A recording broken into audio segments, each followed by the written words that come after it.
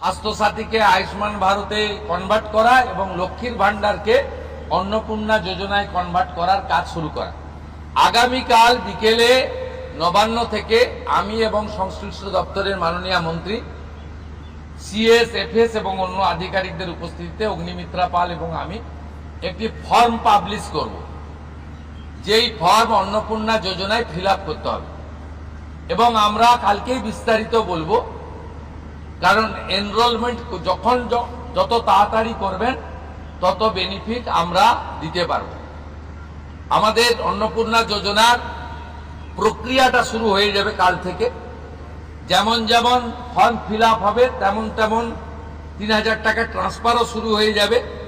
আর যতক্ষণ না ৩,০০০ টাকা ট্রান্সফার হচ্ছে, স্বাস্থ্যসাথী যেমন কন্টিনিউ রাখা হয়েছে আয়ুষ্মান ভারত কনভার্ট না হওয়া পর্যন্ত, এখানে আপনার লক্ষ্মী ভান্ডারকেও কন্টিনিউ করা হবে।